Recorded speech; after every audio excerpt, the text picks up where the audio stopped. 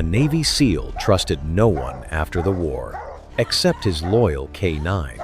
But when that Belgian Malinois refused to leave the window, everyone thought the dog was dangerous.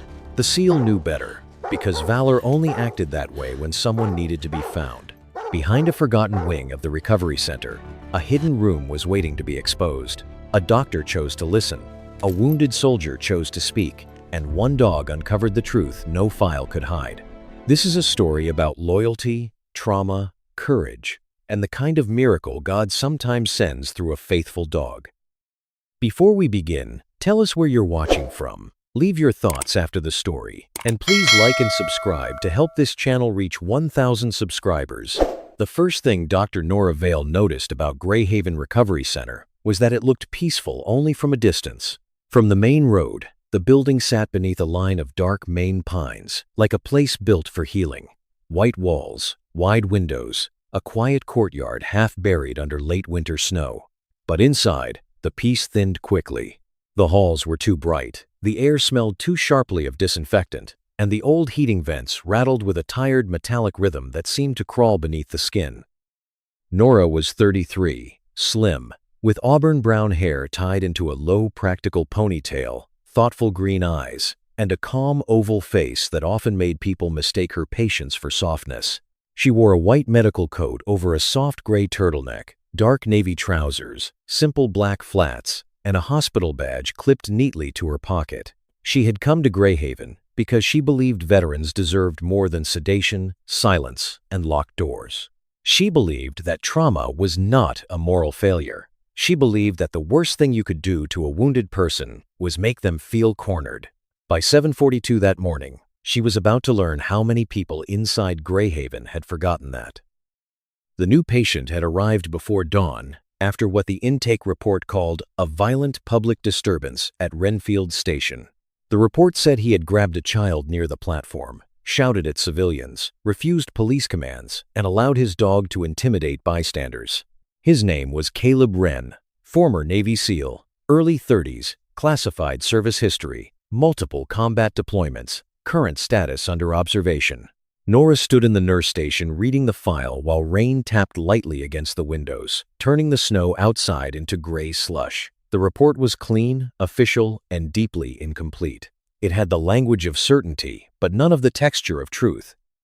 No one had written what the witnesses near the platform had eventually admitted. A metal railing had come loose near the edge. A boy had been leaning against it, and Caleb had pulled him away seconds before the rail collapsed.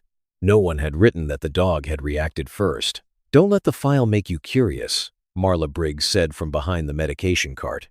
Marla was the head nurse, a woman in her mid-40s with a tired, square face, light skin, weary hazel eyes, and short, dark blonde hair tucked behind both ears. She wore navy scrubs, a white undershirt, white nursing shoes, a clipped ID badge, and a black digital watch that she checked too often. Her arms were crossed, not because she was cruel, but because the building had trained her to protect herself before she protected anyone else. Curious gets people hurt up here. Nora looked up. "You've met him?" "Through a reinforced window. That was close enough." Marla nodded toward the far hallway. "Room 214. He moved the bed the second they got him inside. Chair between him and the door. Trash bin by the window. Dog under the left side of the bed like it's guarding a bunker. Security says the dog nearly took a handoff during intake." "Did it bite anyone?" Marla's mouth tightened. "No, but it wanted to." "That's not the same thing." Marla gave a humorless laugh. "You're new enough to say that." She leaned closer, lowering her voice. "Listen to me, Dr. Vale. Men like Caleb Wren don't come here because their lives are going well. They come here because something inside them has already snapped. And that dog is attached to the snapped part." Nora closed the file, but she did not answer right away. Her own brother had once been described in almost the same words by a hospital administrator who had never sat beside him through a night terror, never watched him press his back to a wall in a grocery store, never understood that the man who looked dangerous was sometimes the man most afraid of hurting anyone. Nora had buried that brother 6 years ago. Since then, she had built her career around one quiet promise. She would not confuse survival behavior with violence. At the end of the corridor, two security guards stood outside room 214. The younger one, Paul Hennessy, was broad-shouldered, pale-skinned, with a military-style haircut and the restless eyes of someone trying to look braver than he felt. The older guard, Ben Alvarez, had a heavy build, a graying mustache, and a calm sadness in his face that suggested he had seen enough institutional mistakes to recognize one forming. Both straightened when Nora approached. "He hasn't slept," Ben said softly. "Neither has the dog." Nora looked through the reinforced window. Caleb Wren sat on the bed with his back near the corner wall, angled so he could see both the door and the window. He had an angular, rugged face, a sharp jawline, cold blue-gray eyes, and a modern short undercut with tight faded sides and a short textured top. He was clean-shaven, disciplined, athletic, and still wearing a complete standard-issue green digital camouflage uniform, properly fitted and fully buttoned, with a plain black belt and plain black combat boots. No helmet, no sunglasses, no tactical vest, no visible weapon, no extra gear. Nothing about him was theatrical. That made him more unsettling. He sat perfectly still, but not relaxed. Every part of him seemed arranged around the possibility that danger might enter from any direction. Beside him was the dog. Valor was a full-grown male, Belgian Malinois, 4 to 5 years old, lean and muscular, with a deep fawn to mahogany coat, a distinct black mask across the face, upright ears, and intense dark amber eyes. A tan tactical K9 vest fit snugly over his body, and a simple working dog collar rested at his neck. He lay close to Caleb's left side, but his head was raised. His eyes tracked the hallway through the glass with eerie intelligence. Not wild, not confused. Watching. Nora studied the room arrangement. The bed in the corner. The chair as a barrier. The trash bin near the window. Not random, but positioned to keep the floor clear. Caleb had created sightlines, escape calculations, defensive space, not madness, training. "I'm going in," Nora said. Paul shifted. "Alone? With you outside." "That's not." Rushing him with uniforms didn't help during intake, did it? Nora asked. Paul looked away. Nora did not swipe the badge immediately. She stood where Caleb could see her through the glass.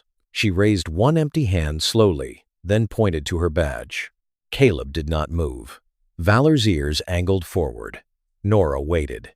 Waiting was not weakness. Waiting was sometimes the first proof that you were not an enemy. She opened the door only a few inches. "Chief Wren," she said, her voice low and steady.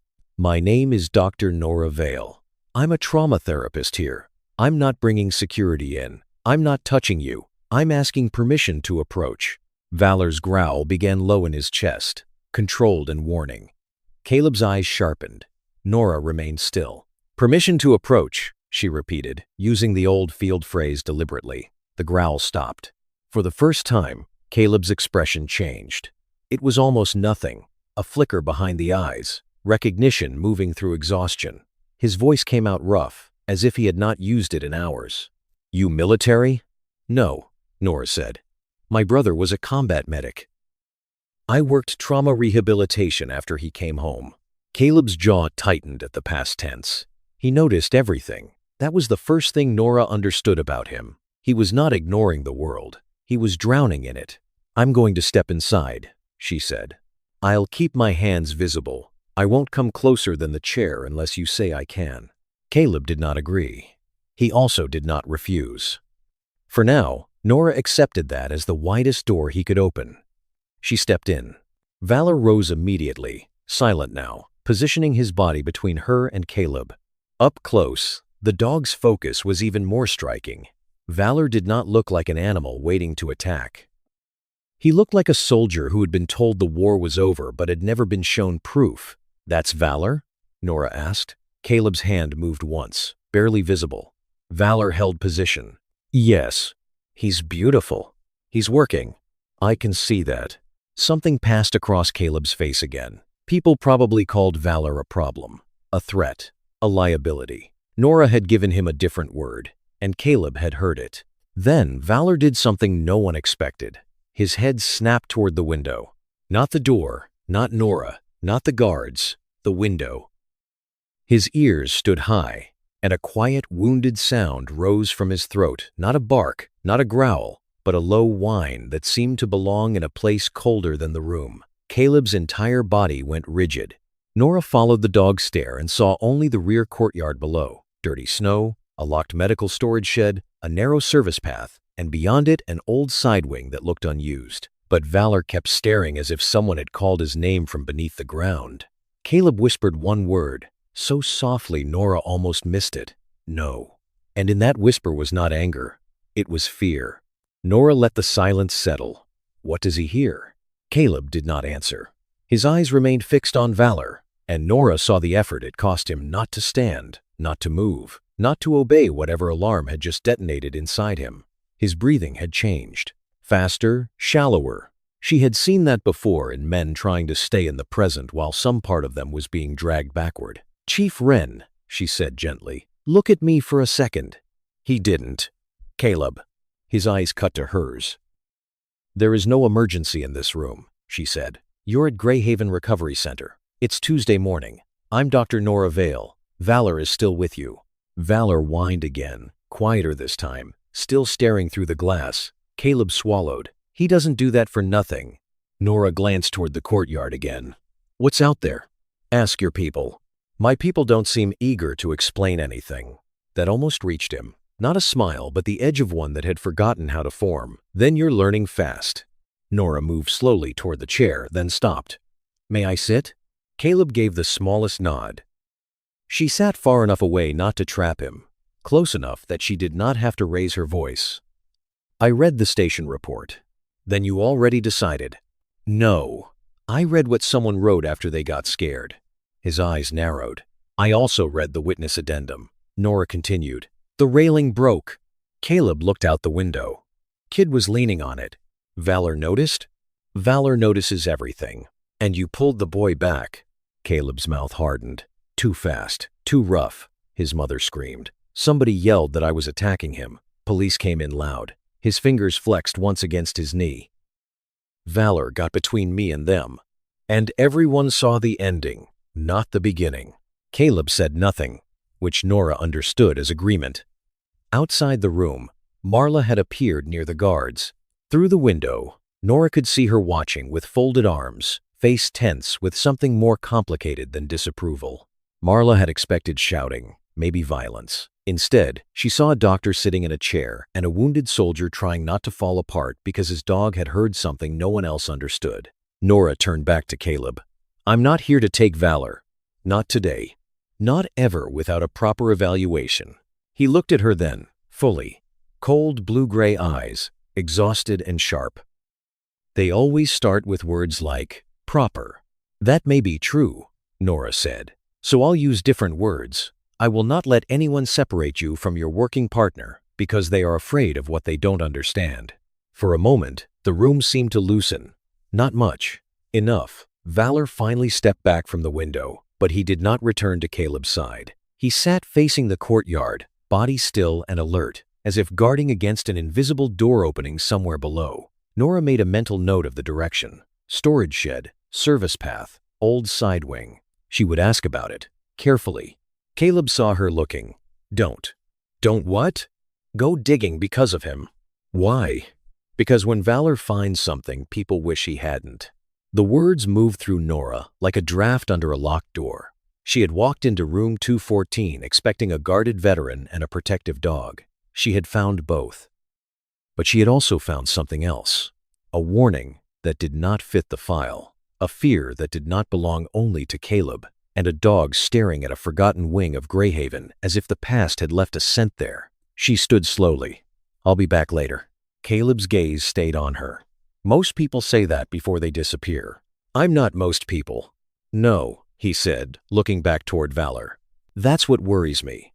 Nora reached the door and paused. Behind her, Valor gave one final low whine toward the window. Caleb's voice followed, barely louder than breath. "He only does that when something is wrong or when someone needs to be found." Nora stepped into the hallway, and the door locked softly behind her. The sound was small, but it felt final. Across the corridor, Marla watched her with a guarded expression. "Well?" Nora looked past her. down the hall toward the old side wing no one had mentioned during orientation. "He's not the problem," Nora said. Marla's face changed, just for a second, fear slipping through the exhaustion. Nora noticed. And somewhere behind the locked door, Valor remained at the window, waiting. Dr. Nora Vale did not go straight back to the nurse station after leaving room 214. She stood in the hallway for several seconds, one hand still resting near her badge, listening to the soft mechanical click of the door locking behind her. Inside that room, Caleb Wren had returned to silence, but Valor had not returned to rest. Through the narrow reinforced window, Nora could see the Belgian Malinois still seated by the glass, ears forward, body held in that exact, disciplined stillness that did not belong to an anxious pet. It belonged to a trained working dog waiting for a signal. Outside the window, the rear courtyard looked ordinary enough. Melting snow, a service path half cleared by a shovel, a locked storage shed with a sagging roof, and beyond it, the old side wing of Greyhaven Recovery Center, its windows darkened by dust and winter grime. Nothing moved there. No person stood in the snow. No emergency light blinked. Yet Valor watched that wing as if someone inside it had breathed his name. Marla Briggs watched Nora from near the medication cart, her arms crossed hard against her navy scrubs. "You were in there longer than I expected," she said. Her voice carried the dry edge of someone who had survived by never sounding impressed. "He let me sit down," Nora replied. Marla's tired hazel eyes flicked toward the door. "That doesn't mean he trusts you." "No," Nora said. "It means he didn't feel trapped enough to fight." Marla's mouth tightened. She was sturdy, practical, the kind of nurse who could restart an IV with one hand and silence a panicked intern with a look. But when Nora glanced toward the courtyard window at the end of the hall, something passed across Marla's face too quickly to name. Fear, maybe, or recognition. "What's behind the storage shed?" Nora asked. Marla looked away first. Old service wing. Closed. For repairs? For not being used. Marla reached for a clipboard, pretending to check medication times. Don't make a mystery out of old pipes and bad insulation. Valor seems to think it is one. Valor is a dog. Nora turned fully toward her. That dog responded to a two-finger hand signal while surrounded by strangers. He identified a dangerous railing at a train station before any human did. He is not reacting randomly. Marla lowered the clipboard. "Careful, doctor. Around here, people who start defending patients too loudly usually end up becoming part of the problem." Before Nora could answer, a maintenance door opened down the hall with a tired metal groan. A man stepped out carrying a toolbox and a ring of keys large enough to belong to a prison guard. He was in his late 50s, with a weathered face, pale ruddy skin, tired gray eyes, and salt and pepper hair combed back without much success. Gray stubble shadowed his jaw, and his faded brown work jacket hung loosely over a dark plaid flannel shirt. His name badge read Theo Rusk Facilities. He moved with a slightly stooped posture, the posture of a man whose back had spent too many years negotiating with broken boilers and old wiring. He saw Nora looking toward the rear wing and stopped. "You're the new trauma doctor," Theo said. "Nora Vale. Theo." He tapped the keyring at his belt, but his eyes drifted toward room 214. "That the soldier's dog?" "His name is Valor." Theo nodded slowly, as if the name meant more than he wanted to admit. He was staring out that window all morning. "You noticed?" "Hard not to." Theo's voice was rough, cautious. "Dogs don't stare like that unless there's a reason." Marla snapped. "Theo." The old maintenance worker shut his mouth. But he had already said enough. Nora studied him.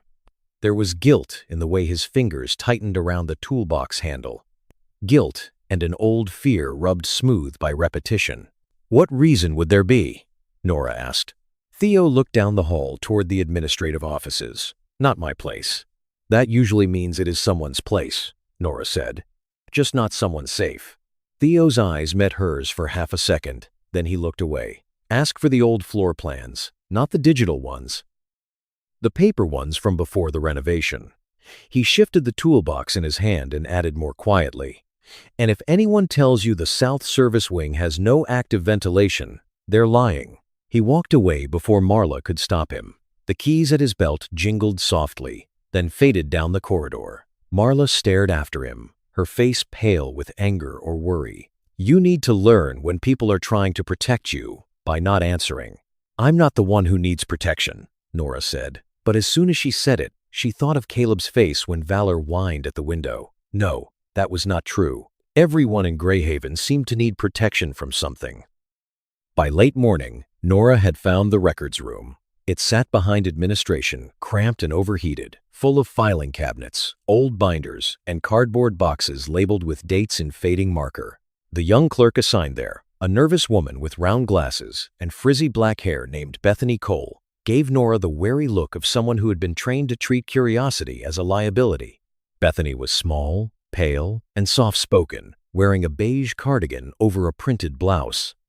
She apologized twice before explaining that old floor plans required director approval.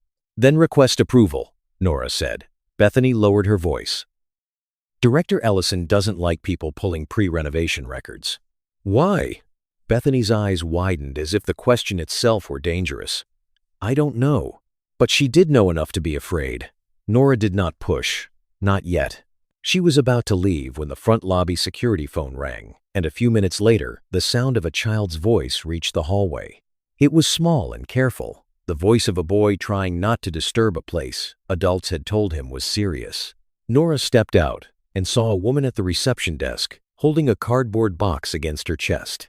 She was in her mid-30s, with a weary, gentle face, fair skin, tired blue-gray eyes, and shoulder-length brown hair that looked slightly messy from stress rather than neglect. She wore a long beige wool coat over a pale blue sweater, dark jeans, and brown ankle boots. Beside her stood a thin boy around 9 years old, with soft gray-blue eyes, light brown messy hair, and an old dark green winter coat that looked handmade or heavily altered. He clutched a worn paper envelope to his chest with both hands.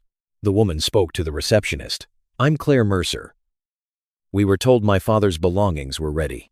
Samuel Mercer. He was a patient here last year." At the name Samuel Mercer, the receptionist's polite expression stiffened. Marla, who had just entered the lobby, stopped walking. Nora noticed both reactions. The boy looked down the hallway toward the patient wing. His expression changed before anyone spoke. It was not fear exactly. It was the look of a child entering a place that had already taken something from him. "I'm Eli," he said suddenly, though no one had asked. His voice was soft. "My grandpa said this place had doors that didn't like being remembered." Claire Mercer placed a hand gently on his shoulder. "Ailey." But the words had already landed. From the far hallway came a sound that froze everyone in the lobby. Not a bark, not a growl, a low, broken whine. Nora turned. Down the corridor, behind the locked door of room 214, Valor had risen to his feet. The Belgian Malinois pressed his black-masked face close to the reinforced window, nostrils flaring, eyes fixed not on Nora, not on Marla, but on the boy in the old green coat. Eli went completely still.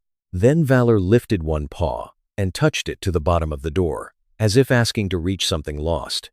Caleb appeared behind him, rigid, pale, one hand hovering above the dog's vest but not stopping him. For one impossible second, the hallway felt less like a hospital and more like a church where someone had whispered the name of the dead. Marla moved first. "Get the boy back." "No," Nora said, raising a hand. Slowly. "Nobody rushes." Claire pulled Eli closer. "What's happening?" Nora kept her voice calm. The dog recognized something. "My son? Maybe not your son." Nora looked at the old green coat. "May I ask where Eli got that coat?" Claire's face softened with grief. "It was made from my father's blanket. After he died, Eli wouldn't let it go. My mother cut it down and lined the coat with it." Valor whined again. "Lower this time." Caleb's voice came from behind the door, rough and strained. "That scent." Nora stepped toward the room, but stayed outside. "Caleb, what scent?" His eyes remained on Eli's coat. Old wool, antiseptic, metal dust. He swallowed. "And fear," Marla whispered, almost angrily. "That's enough." But Nora heard the tremor beneath the anger. Claire's arms tightened around the box. "Samuel said something before he left here. Everyone told us it was confusion. He said there was a room people disappeared into when they complained too much." Marla's face changed so sharply that even Claire noticed it. "What room?" Nora asked. Claire shook her head. "He didn't know the number. Or maybe he did and we didn't understand. He kept saying B something, B17, B7, I don't know. He was scared when he said it." The lobby seemed to shrink around them. Nora glanced back toward the old side wing. B17, a room missing from the digital floor plan. A room Theo had warned her to find on paper. A room connected to ventilation someone had lied about. Eli slowly lifted the envelope he had been holding. "Grandpa wrote it down," he said. Claire looked startled. "Eli, I thought that was the photo." "It's both." His small fingers opened the worn envelope, and he pulled out a folded piece of paper creased so many times the edges had gone soft. His handwriting was not on it. The letters were shaky, old, written by a hand that had struggled to stay steady. Nora did not take it from him. "Would you like to read it?" Eli shook his head. His eyes were filling, but he did not cry. "You read it." Claire hesitated, then nodded. Nora accepted the paper carefully. The message was short. Some words were blurred, some lines trailed off, but one sentence was clear enough to make the air leave her lungs. "If a dog ever looks toward the south wing, believe the dog before you believe the file." No one spoke. From room 214, Caleb closed his eyes. Valor sat down slowly, still facing Eli, ears forward, grief and duty written into every line of his body. Nora had spent years telling families that healing was not magic. It was work, memory, truth, patience. But standing in that hallway, holding the letter of a dead veteran while a war dog recognized the scent of his blanket, Nora felt the fragile edge of something that looked very much like Providence. Director Grant Ellison arrived before anyone had fully recovered. He came from the administrative corridor, with smooth, controlled steps. A tall man in his mid-50s, with a polished, narrow face, pale skin, neatly combed silver-gray hair, sharp blue eyes, and a charcoal suit so crisp it seemed untouched by the building's stale heat. His smile was professional, almost warm, but it did not reach his eyes. "Mrs. Mercer," he said, "I wasn't told you had arrived." Claire drew herself upright. "We were told to pick up my father's belongings." "Of course." Ellison's gaze moved to the paper in Nora's hand, then to Valor at the door. Something cold flickered in his face and vanished. "Dr. Vale, may I ask why a patient service animal is being allowed to agitate visitors?" "He isn't agitating them," Nora said. He recognized the scent on Eli's coat. Ellison smiled gently, the way adults smile when correcting children. "Dogs react to many things. That is not clinical evidence." "No," Nora said. "But it is a reason to ask questions, and questions should follow proper channels." His voice remained soft, especially when they involve deceased patients and grieving families. Claire looked at him. "My father wasn't confused, was he?" Ellison turned to her with polished sympathy. "Samuel had difficult symptoms near the end of his stay. We did everything we could within appropriate care standards." "Then why was he afraid of a room?" Ellison did not answer immediately. That pause was small, but Nora felt its weight. "There are no patient rooms in the south wing," he said at last. "It has been closed for months." Theo Rusk's warning returned to Nora. "If anyone tells you the south service wing has no active ventilation, they're lying." Nora folded Samuel's letter and handed it back to Eli. "I'd like to review Samuel Mercer's file." Ellison's eyes sharpened. "That would require authorization." "Then I'm requesting it. And I'm advising you to focus on your assigned patients." "Caleb Wren is my assigned patient," Nora said. "And his working dog just reacted to evidence connected to a former patient who named the same area Caleb's dog has been watching since morning." Ellison's smile faded by a fraction. "Be very careful, Dr. Vale. Pattern making can be useful in trauma work. It can also become dangerous." The threat was wrapped so neatly in professional language that Claire might not have heard it. Nora did. Marla looked down at the floor. Eli stepped closer to his mother and whispered, "Grandpa said they would say that." Ellison turned toward the boy. For the first time, his expression lost its polish, only for a second. Then it returned. "Mrs. Mercer, let me have someone bring your father's belongings to a private room." "No," Claire said, surprising everyone, including herself. Her voice trembled but held. "We'll take them here." Nora looked at her with quiet respect. Behind the glass, Caleb's hands settled on Valor's vest. The dog finally turned away from Eli and returned to Caleb's side, but he did not lie down. He remained seated, facing the old side wing. Later that afternoon, Nora managed to obtain a partial copy of Samuel Mercer's public discharge summary through Bethany, who slid it across the records desk with shaking hands and whispered, "I didn't give you this." The file described Samuel as paranoid, oppositional, prone to false claims of mistreatment, but several details did not align. On March 14th, the file said Samuel slept uninterrupted in his assigned room from 8 p.m. to morning. The maintenance log, however, showed Theo had been called to repair a magnetic lock near the South Service corridor at 8:37 p.m. The hallway camera for that same time block was marked offline for 47 minutes. 47 minutes. Nora wrote the number down. When she returned to room 214 near dusk, Caleb was again seated in the corner, Valor at his side. The window had gone dark with evening, turning the glass into a faint reflection of man and dog. One wounded, one watchful, both still on duty. "You found something," Caleb said. Nora did not ask how he knew. A former patient named Samuel Mercer wrote about the South Wing before he died. Caleb's eyes shifted to Valor. "The boy's grandfather." "Yes." Valor remembered the scent. "I think so." Caleb was silent for a long time. "People think dogs live in the moment," he said. "They don't. Not dogs like him. They remember what fear smells like." Nora sat in the chair, the same distance as before. "What else does he remember?" Caleb looked toward the window. Beyond the glass, the old wing sat in darkness. "Everything we wish he would forget," he said. Nora followed his gaze. Somewhere inside Greyhaven, a room had been removed from maps. A file had been written too cleanly. A camera had gone dark for 47 minutes. And a dead man's blanket had carried its secret back through the front door on the shoulders of a grieving child. By the time Nora left, Valor had returned to the window, and this time, Caleb did not tell her not to dig. By morning, the number 47 had become a thorn in Dr. Nora Vale's mind. 47 minutes of missing hallway footage. 47 minutes between Samuel Mercer being documented as asleep in his assigned room and Theo Rusk being called to repair a magnetic lock near the South Service corridor. 47 minutes that no one at Greyhaven wanted to explain.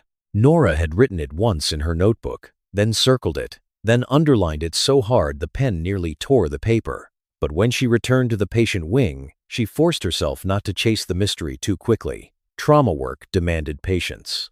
Secrets did too. If she pressed the wrong person too soon, the doors around Caleb Wren would close tighter, and Valor would be blamed for every uncomfortable question that followed. Room 214 was quiet when Nora arrived. Caleb sat in the same corner position, back near the wall, eyes angled toward both the door and the window. He still wore the complete green digital camouflage uniform he had arrived in, the blouse properly buttoned, the trousers clean despite the long night, the plain black boots planted evenly on the floor. He looked like a man who had been ordered to stand down but had not been told by whom. His angular, rugged face showed no softness at first glance. Sharp jawline, clean-shaven cheeks, cold blue-gray eyes, and a neat, short undercut made him look younger than the weight behind his stare. Yet the longer Nora watched him, the more she saw the exhaustion under the discipline. Not weakness, cost. Valor sat beside him, tan tactical vest fitted over his lean, muscular body, black masked face turned toward the window. The Belgian Malinois had not forgotten the South Wing. His upright ears twitched with every sound from the old vents, but he did not whine this time. He waited. That worried Nora more than the whining had. "You slept?" Nora asked after Caleb gave a small nod for her to enter. "No." "Did Valor?" 10 minutes. "That's not enough." Caleb looked at the dog. "He knows."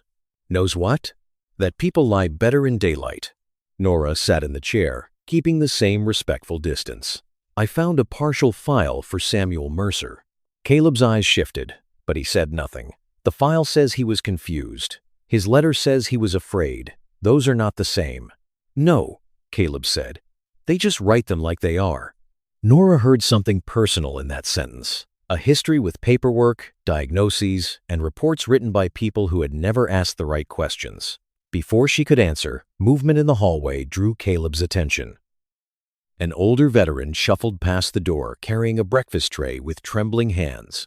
He was thin, early 60s, with a tired face, pale skin, deep-set brown eyes, rough gray stubble, and short gray hair flattened on one side, as if sleep had not been kind to him.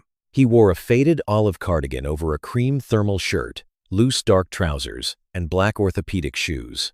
Nora recognized him from the patient list. Owen Pike, Army veteran, long-term resident, flagged as anxious, non-compliant at times, prone to agitation in common areas. The tray tilted in Owen's hands. A piece of bread slid toward the edge. Caleb moved before Nora could speak. Not fast enough to startle, not close enough to trap. He simply stood, opened the door after Nora stepped aside, and took one measured step into the corridor. Owen froze when he saw him. Caleb said nothing. He reached down, picked up the bread from the tray before it fell, placed it back beside the plastic cup of oatmeal, then tore his own unopened breakfast roll in half. He put the larger half on Owen's tray. Owen stared at it. "I didn't ask." "I know," Caleb said. His voice was flat, almost cold, but his hand was gentle. Then he stepped back into his room and closed the door. No announcement, no performance, no attempt to be thanked.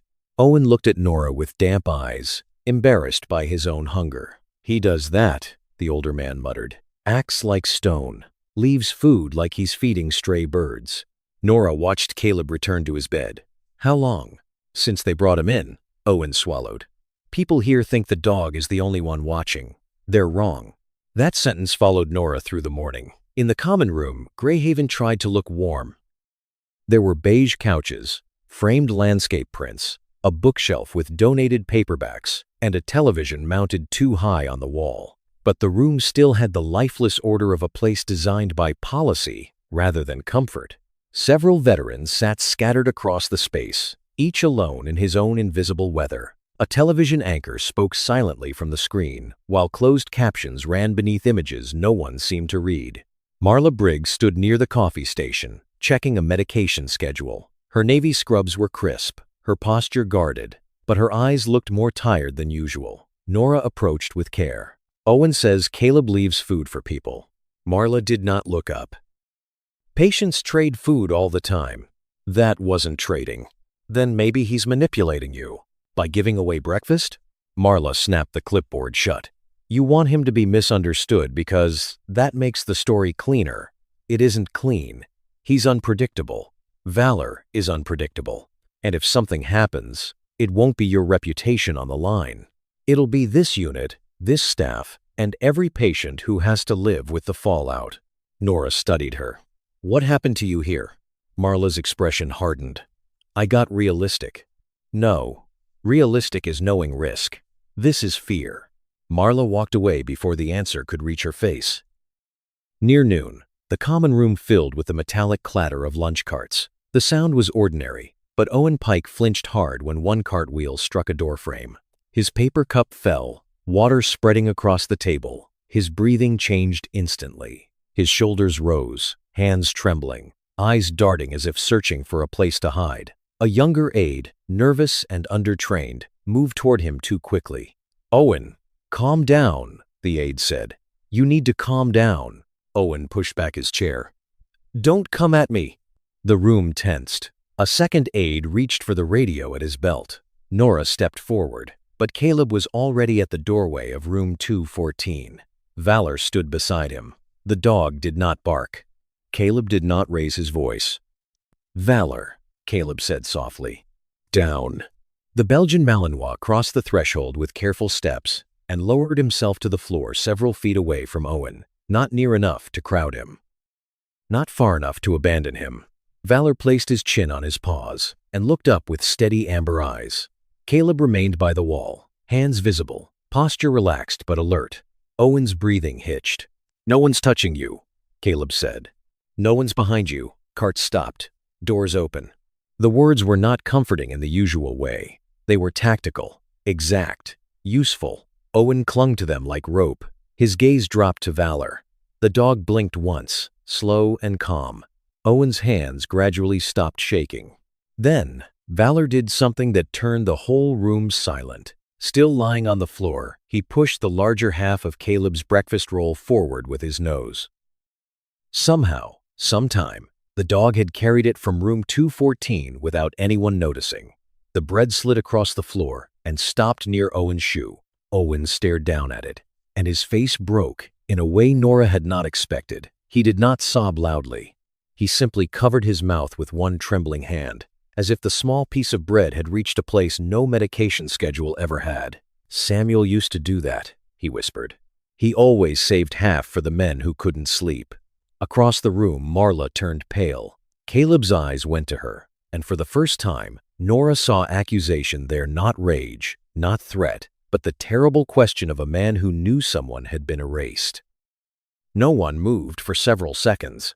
The young aide lowered his radio. "What did he say?" Owen bent slowly, picked up the bread, and held it in both hands, as if it were something sacred. "Samuel Mercer," he said, voice thin but clear. "Before they said he was making things up, before they took him down that hall." Marla spoke too sharply. "Owen, stop." That confirmed more than silence would have. Nora looked at her. "Which hall?" Marla's jaw worked, but no answer came. Caleb stepped forward half a pace. Valor immediately lifted his head but stayed down. Caleb's voice was quiet. "Let him talk." Marla's eyes flashed. "You don't run this unit." "No," Caleb said. "But maybe someone should." The common room held its breath. Nora saw how easily it could turn bad. A proud nurse, cornered by guilt. A traumatized soldier provoked by injustice. A room full of men who had spent too long being told their memories were symptoms. She moved between the lines without making it obvious. "Owen," Nora said gently, "you do not have to say anything here. Not in front of everyone." The older veteran looked at her. "If I don't say it in front of everyone, they'll say I never said it." The sentence hit Marla like a physical thing. She looked down. Owen continued more quietly. "Samuel heard things at night, men crying after lights out, doors opening in the service corridor. He told me there was a room where they put men who complained too much. I told him to be careful. He said a place that punishes truth eventually runs out of places to hide it." Owen looked toward Valor. "That dog knows." "I don't know how, but he knows." Before Nora could ask more, Director Grant Ellison appeared at the entrance of the common room. His charcoal suit looked out of place among scrubs and faded cardigans, too polished for the stale coffee smell and plastic lunch trays. His silver-gray hair was neatly combed, his narrow face composed, his sharp blue eyes already measuring damage. "What is going on?" he asked. Marla straightened automatically. "A patient became distressed. Situation is under control." Ellison looked at Valor on the floor, then at Caleb standing nearby. "Why is the dog out of the room?" "Because he helped de-escalate the situation," Nora said. Ellison smiled faintly. "That is one interpretation. It is what happened. It is also true," Ellison said, "that a service animal connected to a high-risk patient entered a common area during an active behavioral incident." Caleb's face closed. Nora felt the trap before it fully formed. Valor was under command the entire time. Ellison turned to her. "Dr. Vale, your compassion is admirable, but compassion cannot replace safety protocol." He glanced at Marla. "Prepare an incident note. Include that the animal left the assigned room during patient agitation." Marla hesitated. Ellison noticed. "Nurse Briggs?" "Yes, Director." Nora said, "That note will be incomplete if it does not include that Valor lowered agitation without contact, without barking, and without injury." Ellison's expression cooled. "Then you may add your clinical observation. The safety committee will review all perspectives." He looked directly at Caleb. "Until then, I believe it is time we consider a temporary behavioral assessment for the dog." The common room went still again. Caleb's hand moved to Valor's collar. Not grabbing, anchoring. "No, Mr. Wren," Ellison said smoothly. "Temporary does not mean permanent." Caleb's eyes were flat. "That's what men say when they want you to walk willingly into the first cage." Nora saw Marla flinch. Ellison did not. "No one is discussing cages. We are discussing a 72-hour safety evaluation in the facility kennel." Valor rose and returned to Caleb's side. He stood facing the same direction as Caleb, focused, obedient, mission ready. The image of them together seemed to disturb Ellison more than any growl could have. Nora understood why. As long as Valor stood beside Caleb, Caleb was not alone, and men who were not alone were harder to control.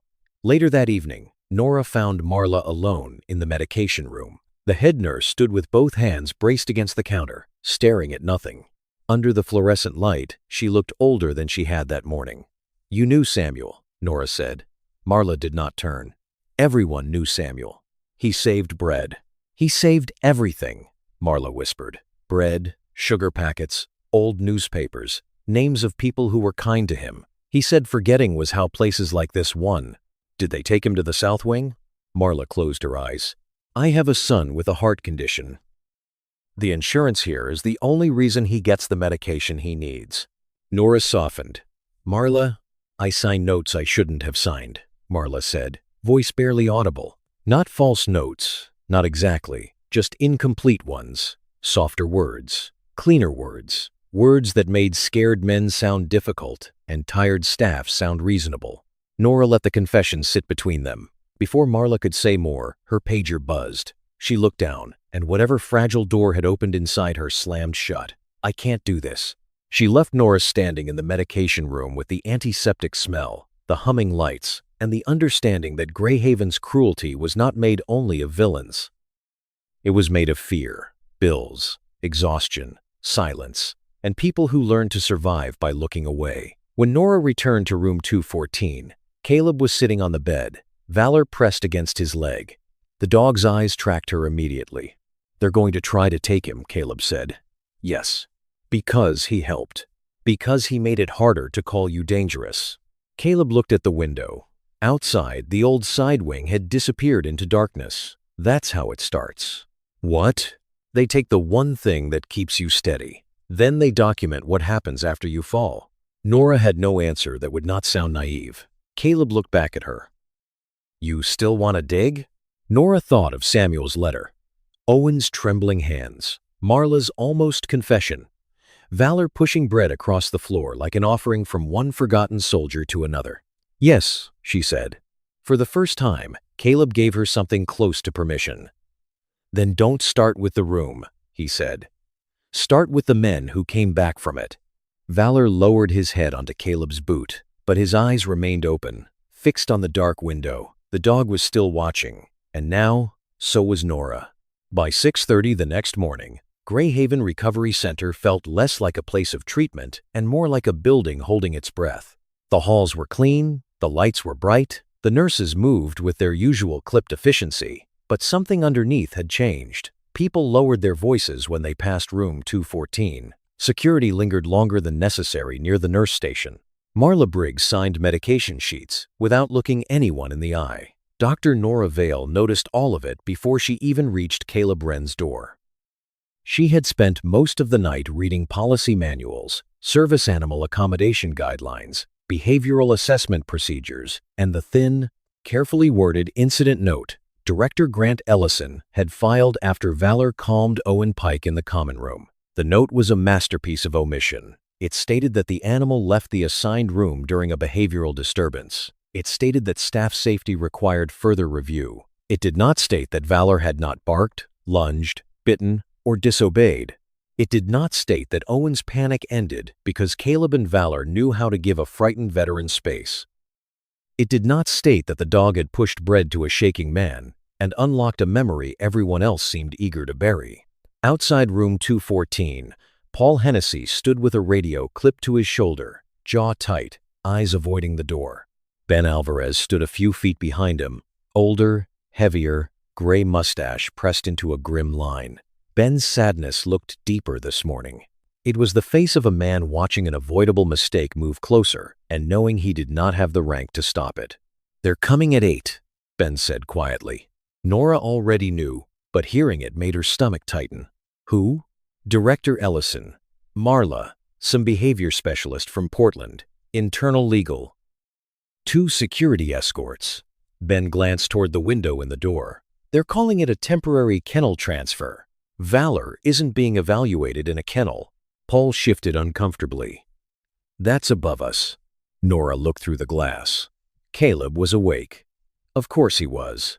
He sat on the bed in his green digital camouflage uniform, boots flat on the floor, posture controlled but rigid. His angular face looked carved from exhaustion. Valor stood beside him, tan tactical vest fitted across his lean body, black masked face angled toward the hallway. The Belgian Malinois was silent. That silence was worse than a growl. It meant he had already read the room. Caleb's eyes met Nora's through the glass. He knew. She swiped her badge and entered slowly. Permission to enter. Caleb's hand moved once, barely. Valor stayed at his side. "They're coming for him," Caleb said. "They're calling it a 72-hour safety evaluation. That's how they write it down. I'm not letting them do it without an independent review." His mouth hardened. Words. "I also made calls." That got his attention. To who? A veterans' rights attorney, Lydia Hart, and an old military contact connected to your service record. The change in Caleb's face was small but immediate, like a door inside him slamming shut. "You had no right. I didn't request classified history. I reported a possible rights violation involving a working dog and a veteran under psychiatric observation. You don't know what doors you're opening." "No," Nora said. "But I know what door they're trying to close on you." For a long moment, he said nothing. Valor pressed his shoulder lightly against Caleb's leg, not restraining him, grounding him. Caleb looked down at the dog, and the coldness in his eyes broke just enough for Nora to see the fear underneath. It was not fear of violence. Caleb understood violence. It was fear of absence, fear of waking in a room and reaching for the only living creature who remembered the whole truth, only to find empty air. At 7:58, footsteps gathered in the corridor. Too many. Nora saw Caleb's breathing change before the door opened. Faster. Shallower. His eyes sharpened, then seemed to move past the present into a place only he could see. Valor's ears rose. His body shifted forward, not attacking, only placing himself between Caleb and the door. Director Grant Ellison arrived first, polished as ever in a charcoal gray suit, white shirt, dark burgundy tie, and calm professional smile. His silver gray hair was perfectly combed, his sharp blue eyes cool with administrative certainty. Behind him stood Marla in navy scrubs, face pale and guarded. Beside her was a woman Nora had not seen before, Dr. Sloane Kettering, the behavioral specialist from Portland. Sloane was in her late 30s, tall and narrow-framed, with warm brown skin, close-cropped black curls, and alert dark eyes that missed little. She wore a forest green field jacket over black trousers and practical boots, with a leather folder under one arm. Unlike Ellison, she looked uncomfortable with the number of people in the hallway. Beside Sloane stood Graham Voss, Greyhaven's internal counsel, a thin man in his early 40s with pale skin, a narrow nose, slick blonde hair, rimless glasses, and the bloodless expression of someone who believed liability mattered more than suffering. 2 additional security escorts waited behind them. Nora stepped into the doorway before Ellison could enter. "This is too many people." Ellison's smile did not change. "Good morning, Dr. Vale. We are here to conduct a temporary safety transfer. You're here with 6 people outside the room of a combat veteran with severe hypervigilance. That is clinically reckless." Graham Voss adjusted his glasses. "The facility has documented concerns regarding the animal's behavior." "The animal is under command," Nora said. "The people are not." Sloane Kettering looked at Valor through the window. Her eyes narrowed, not in fear, but assessment. "Has he bitten anyone?" Ellison answered before Nora could. "He has displayed aggressive posturing."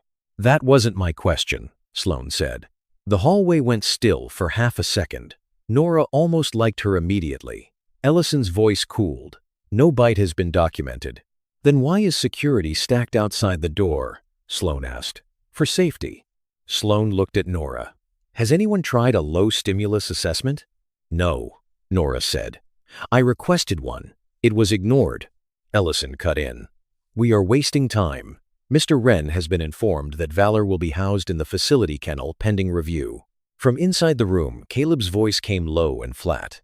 "I haven't been informed. I've been surrounded." Marla flinched. Ellison took out a folded document. "Mr. Wren, this is a temporary measure. Valor will receive food, water, and appropriate supervision. Your cooperation will make this easier. Caleb stood. Not fast, not threatening, but every person in the hallway reacted as if a weapon had been drawn. Paul's hand moved toward his radio. One of the security escorts shifted his stance. Valor immediately stepped forward, body tight, amber eyes locked on the nearest moving hand. Nora raised her voice just enough. "Everybody stop moving." No one obeyed at first. Valor's lips lifted slightly. No bark, no lunge, just a warning written in teeth. "Stop moving now," Nora said. This time, Sloane obeyed first. Ben followed. Then Paul. Marla froze with one hand pressed to her clipboard. Ellison remained still, but his eyes had sharpened with satisfaction, as if the reaction itself were evidence.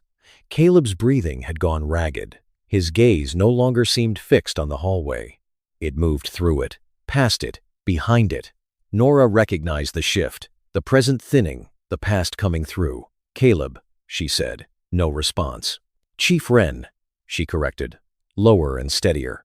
"Look at my voice." His eyes flickered. "You are at Greyhaven Recovery Center.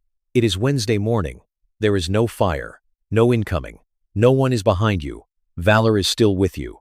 Valor trembled, not from fear, but from restraint. The dog was waiting for Caleb's body to decide what world they were in. Then, from somewhere behind the south corridor, the old ventilation system coughed alive with a hollow metallic thump. It was a small sound, the kind most people would ignore. Valor did not ignore it. His head snapped toward the old side wing. Caleb's face drained of color. Marla whispered, "Oh God," before she could stop herself. At the same moment, Dr. Sloane Kettering lowered her folder and stared toward the sound with a frown that had nothing to do with dog behavior. "That wing is supposed to be offline," she said. No one answered. Valor gave one sharp bark, not at the people in the hallway, but toward the place Greyhaven kept insisting was empty. That bark broke Ellison's composure for the first time. "Remove the animal." "Do not," Nora said. One of the security escorts reached toward the door. Valor surged half a step forward. Caleb's hand lifted, shaking, two fingers cutting downward through the air. "Valor, hold." The Belgian Malinois stopped so abruptly his claws scraped the floor. He remained standing, chest heaving, eyes burning, but he did not cross the threshold. The obedience was absolute. Even Sloane looked stunned. Nora turned to Ellison. "You just witnessed command control, under extreme provocation." "I witnessed an aggressive response," Ellison snapped. "You witnessed your team provoke it." Graham Voss spoke quietly. "Director, perhaps we should pause until—" "No," Ellison said. "This has gone far enough." The elevator bell rang at the end of the corridor. Everyone turned. A tall, older man stepped out first, moving with the kind of calm authority that made uniforms unnecessary. He was in his late 50s, broad-faced and weathered, with tan skin, stern gray eyes, short regulation-cut gray hair, clean-shaven jaw, and a solid build that still carried decades of command. He wore a dark, formal civilian suit, light blue dress shirt, muted striped tie, and polished black shoes. A slim black folder rested under one arm. Beside him walked a woman Nora recognized from a late-night video call, Lydia Hart, veterans' rights attorney. Lydia was in her mid-40s, with a sharp, intelligent face, light olive skin, focused dark brown eyes, and shoulder-length black hair styled neatly. Her navy blazer and white blouse were crisp, her leather document folder tucked against her side like a weapon she knew exactly how to use. The older man's eyes moved from Ellison to Caleb to Valor. Something softened in his face, but only for a second. "Chief Wren," he said. Caleb's posture changed before his expression did. Muscle memory, recognition, pain. "Colonel Harth." Ellison stiffened. "Excuse me, this is a restricted patient area." The man turned slowly. "Colonel Daniel Harth, retired. Former liaison, Naval Special Warfare Support Operations. I was contacted regarding a possible improper separation of a veteran from a military working dog partner." Graham Voss went pale enough for Nora to notice. Lydia stepped forward. "And I'm Lydia Hart, counsel retained for review of accommodation and patient rights issues connected to this matter." Ellison's smile returned, thinner now. "No one has retained counsel here." "Not by you," Lydia said. Sloane Kettering quietly closed her folder. Director, I recommend suspending the kennel transfer pending independent review. Ellison looked at her, betrayed. You haven't completed your assessment. I've seen enough to know this environment is contaminating the assessment. Nora nearly exhaled for the first time in 10 minutes. Colonel Harth approached the doorway, but unlike everyone else, he stopped well outside Caleb's space. He looked at Valor and gave one small nod. Still on duty, I see. Caleb's voice was rough. He never got relieved. The words landed hard. Even Marla looked down. Harth's jaw tightened. Then we do this properly. He turned to Ellison. No transfer. No kennel. No separation. Until an independent clinical and working dog evaluation is completed. All records related to Caleb Wren, Valor, Samuel Mercer, and the South Service Wing are to be preserved. Ellison's expression went cold. You have no authority over this facility. Lydia smiled without warmth. He doesn't need authority over the facility. I have already sent preservation notices to your administrative office, your parent management company, and your insurer. If any relevant file, camera log, maintenance record, incident note, or patient communication disappears after this morning, that becomes a separate legal issue. The hallway became very quiet. Marla looked at Lydia as if she had just seen a locked door open. Nora glanced at Caleb. He had not relaxed, not truly, but his breathing had slowed. Valor remained at his side, still facing the direction of the old wing. Colonel Harth looked at Caleb again. Chief, can you call him down? Caleb's fingers trembled once before he gave the hand signal. Valor, sit. Valor sat immediately. Sloane Kettering whispered, almost to herself, that dog is not uncontrolled. No, Nora said. He never was. Ellison turned away, his face unreadable, except for the pulse at his temple. This discussion will continue in my office. It will continue after I inspect the old floor plans, Lydia said. There is no relevance. A sharp bark cut him off. Valor had risen again, not toward Ellison, not toward security. He faced the south corridor. His ears were high, body rigid, eyes fixed beyond everyone present. From somewhere deep in the building, the ventilation thumped again, then fell silent. Theo Rusk appeared at the far end of the hallway, toolbox in hand, face ashen. His key ring shook softly at his belt. The south wing vents just came on, Theo said. Ellison's voice was low. Mr. Rusk. Not another word. But Theo kept looking at Valor. That's impossible, unless someone opened the B-17 damper.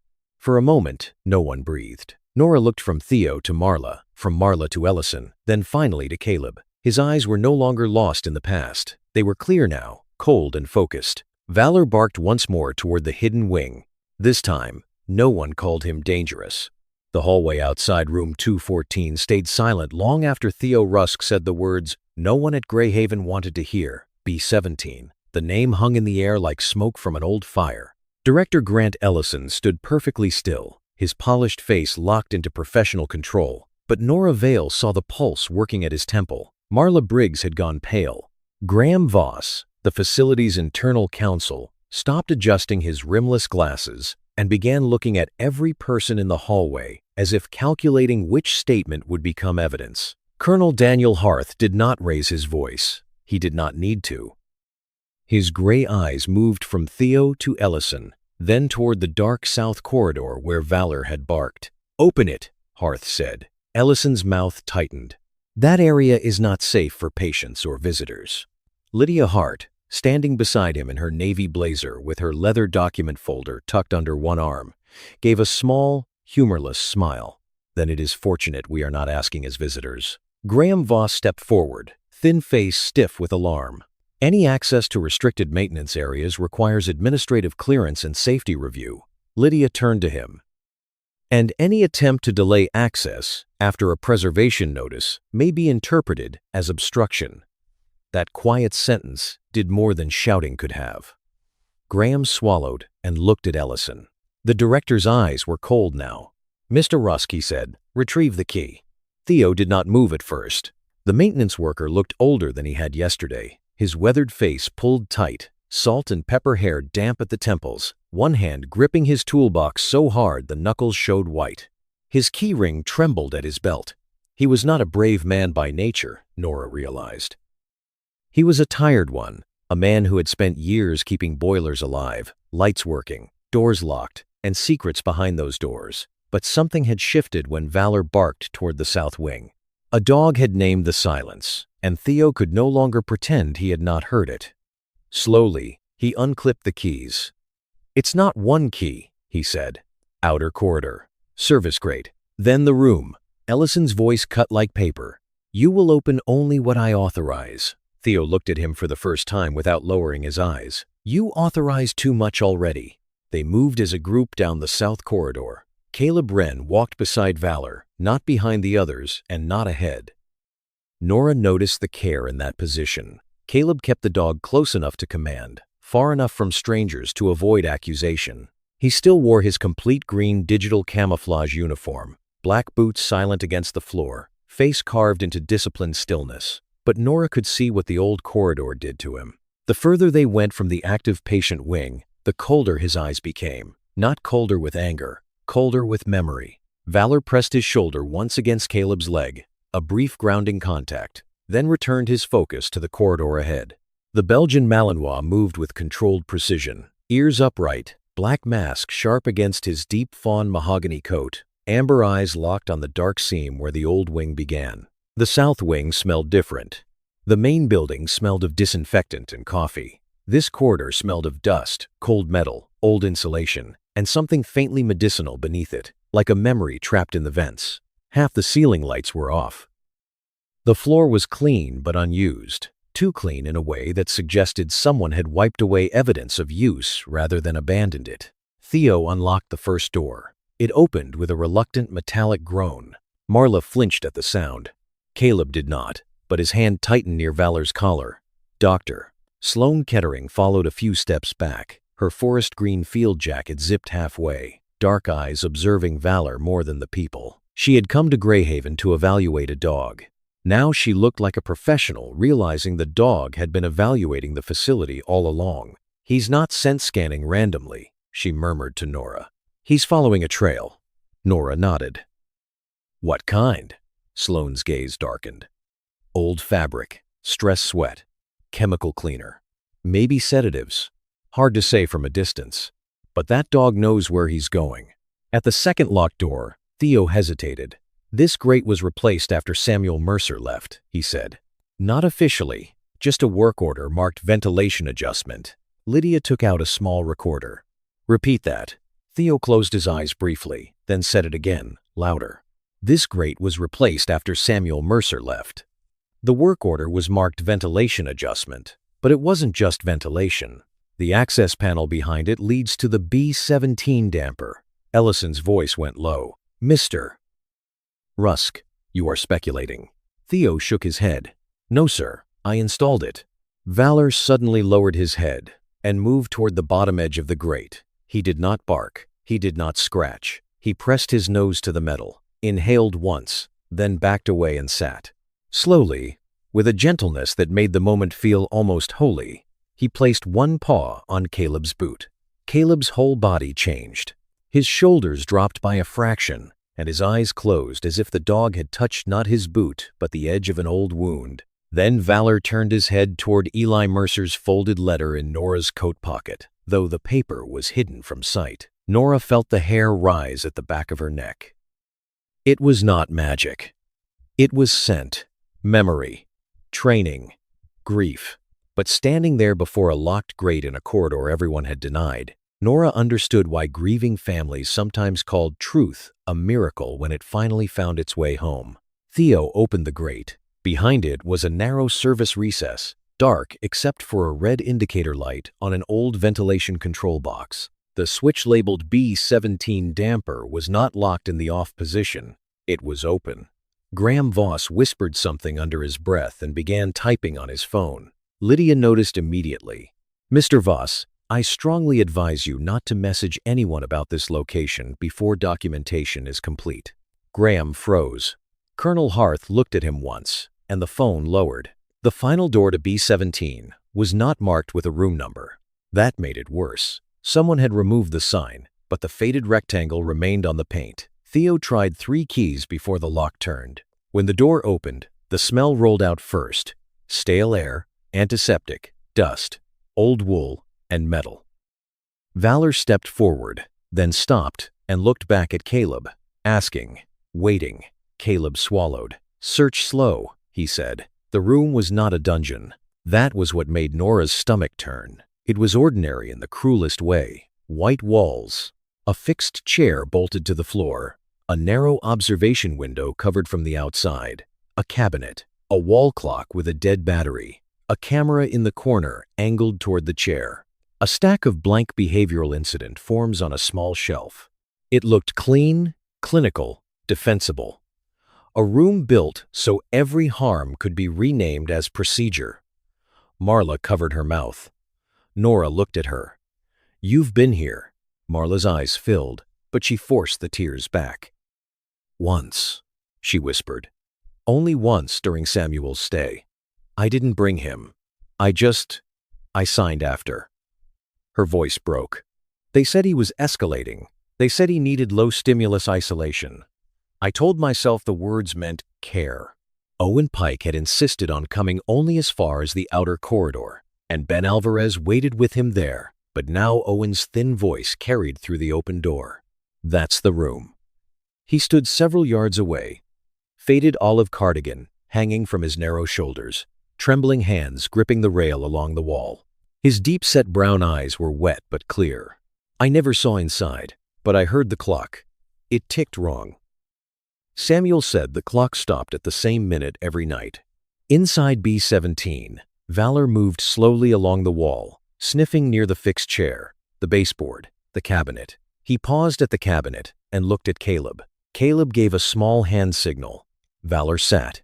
Theo opened the cabinet. Inside were cleaning supplies, old restraints sealed in plastic, and a box of outdated forms. Lydia documented everything. Sloane's face had gone hard. "This was used recently," she said. "Not daily, but recently," Ellison said. "You cannot determine that by looking." Sloane pointed to the floor beneath the cabinet. "Fresh drag marks and old dust. Someone moved that box within the last few weeks." Valor was not done. He crossed to the vent beneath the observation window and nudged it with his nose. Theo knelt, removed 2 screws, and pulled the vent cover free. Behind it was a narrow, hollow space. At first it looked empty. Then Valor pushed his muzzle gently inside and withdrew, not with his teeth clamped, but carefully, as if carrying something fragile. It was a strip of dark green wool. Claire Mercer's voice came back to Nora from the lobby. "It was made from my father's blanket. Eli wouldn't let it go." Nora reached for the wool, but Caleb stopped her with one word: "Wait." He crouched beside Valor, his face pale now, eyes focused and haunted. "There's more." Valor returned to the opening and whined softly. Theo reached deeper and pulled out a sealed plastic file pouch, yellowed at the edges, hidden behind the vent duct. Lydia took it with gloved hands from her document folder. Inside were photocopied notes, medication logs, incident forms, and a handwritten page. Nora recognized the shaky handwriting from Samuel's letter. One line stood out before she could stop herself from reading it. "If I don't leave with my own memory, let the dog remember for me." Marla made a sound like the air had been knocked out of her. Ellison stepped forward. "Those documents may be contaminated or planted. We need chain of custody." Lydia looked at him. "We have 5 witnesses, continuous visual discovery, video on my phone, and your own maintenance worker opening a facility vent inside an unlisted room. I welcome that conversation." Colonel Harth turned to Caleb. "Chief?" Caleb was staring at the fixed chair. His breathing had changed. Nora saw the past rising around him, not B-17 but another room somewhere far away, another place where someone had waited to be found. His hand hovered over Valor's back, trembling once before it settled into the dog's fur. "I know rooms like this," Caleb said quietly. "Different walls. Same purpose. Put a man where no one can hear him, then write down that he was quiet." No one answered. For a moment, the room belonged to the dead and the disbelieved. Samuel Mercer, the unnamed men Owen had heard crying after lights out, Caleb's lost teammates, whose names stayed locked behind his teeth. And Valor, standing in the middle of it all, black masked face, lifted, eyes bright, with a duty no one had formally assigned him, but he had accepted anyway. Marla stepped forward. "I'll sign a statement." Ellison turned on her. "Nurse Briggs." She flinched, but did not stop. "I signed incomplete notes." "I saw Samuel brought toward this corridor. I heard staff say Director Ellison wanted the chart cleaned before family review." Her hands shook. "I told myself I was protecting my job, my son's insurance, my life. But Samuel had a life too." Theo raised his hand slightly, as if in a classroom. "I'll give Lydia the work orders." Owen called from the corridor, voice thin but steady. "I'll tell them what I heard."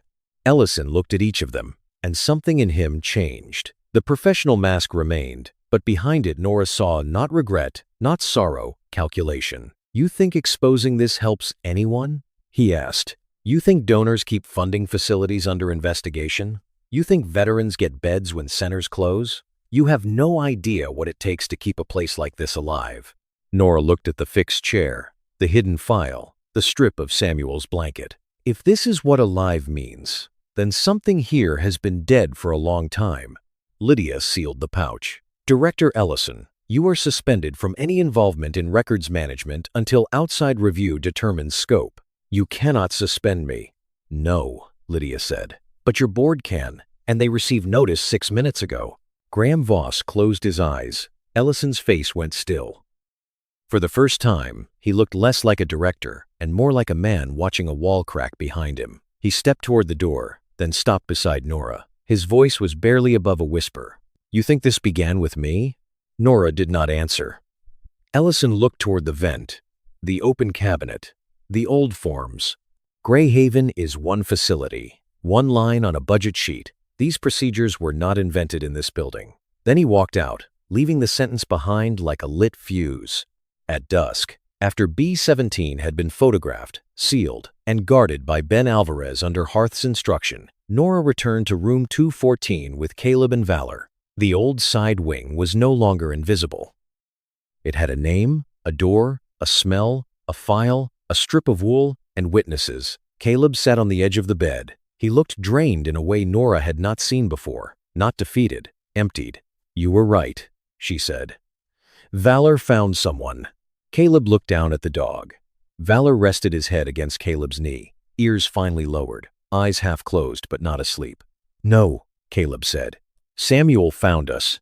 Valor just listened. Nora stood by the window.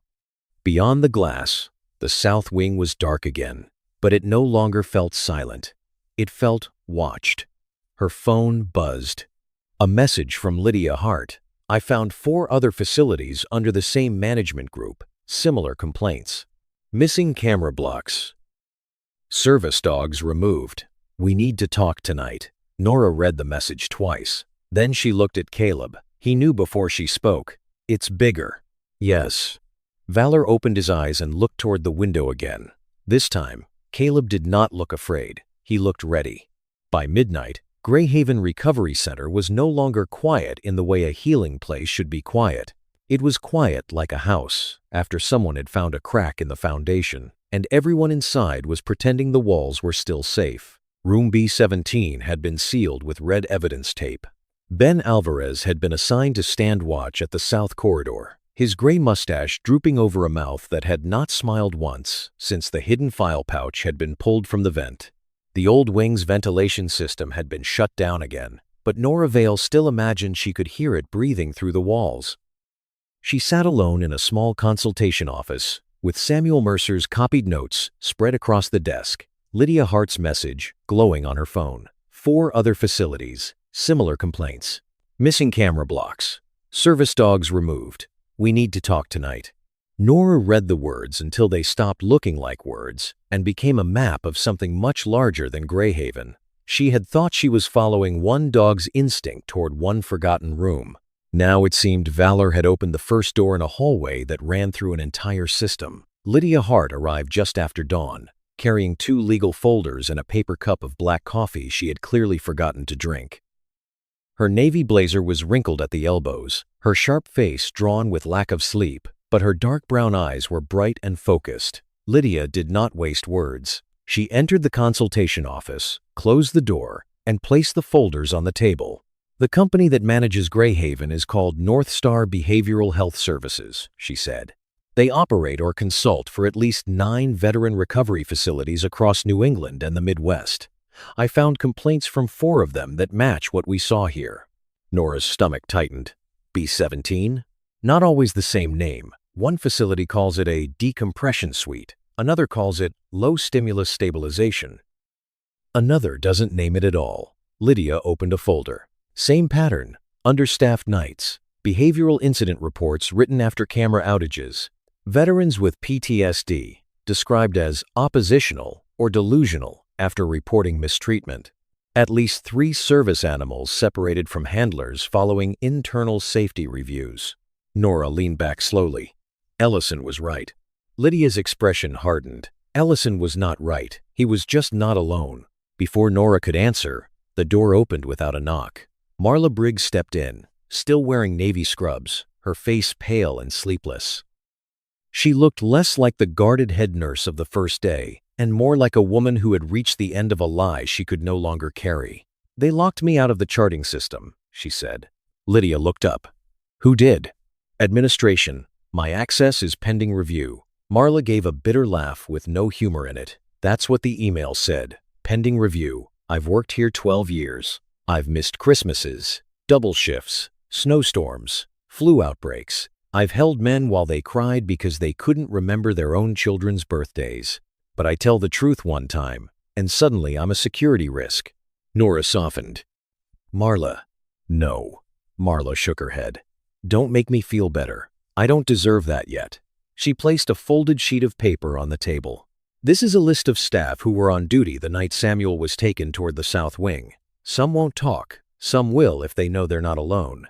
Lydia took the paper carefully. This helps. Marla's eyes filled, but she held herself together. It doesn't fix what I signed. No, Lydia said. But it may stop someone else from being written out of his own story. Across the facility, pressure spread quickly. Theo Rusk received a notice that his employment was under administrative evaluation for unauthorized disclosure of maintenance information. Owen Pike was moved from the common room schedule to reduced group exposure, a phrase Nora recognized instantly as isolation dressed in soft language. Bethany Cole, the records clerk, would not meet Nora's eyes, but later slid a sticky note under the consultation office door that read, They asked who accessed Samuel's discharge summary.